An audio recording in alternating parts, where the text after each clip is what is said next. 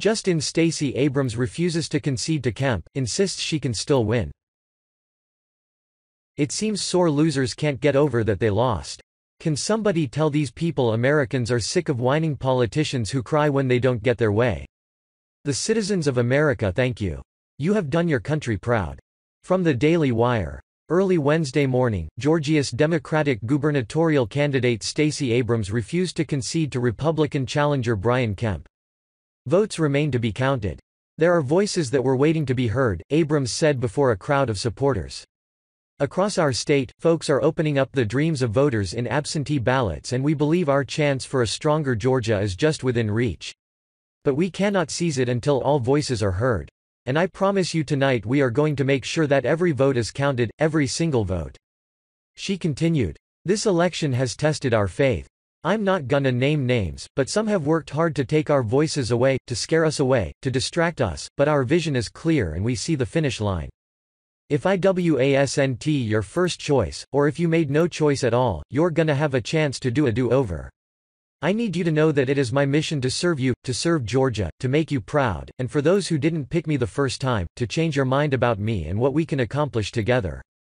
You see, I learned a long time we don't need to agree on everything, but I will always respect you, and I will do everything I can to keep you safe and help you live your best lives because that's what leadership requires at this moment, and it is how we breathe life back into our republic when it seems to be shallow of breath. As Abrams gave her speech, NBC News reported on screen that with 99% of precincts reporting, the gubernatorial hopeful was down by 115,362 votes, or approximately 3%. According to the New York Times, with 100% of precincts reporting as of publication, Abrams still trails Kemp by 94,468 votes, or approximately 2.5%. Georgia state law dictates that if no candidate receives a majority of votes, the top two candidates enter into a runoff election. According to NBC News, such a runoff would take place on December 4. The narrow margin of Georgia's gubernatorial election results brings attention to the multiple allegations of voter suppression that have been made throughout the race. Republican candidate Brian Kemp currently serves as Georgia's Secretary of State, and some have criticized his defense of a voting law known as exact match.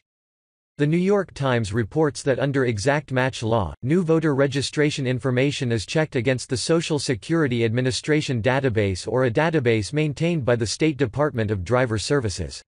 If the information isn't an exact match, the registration is moved into a pending status.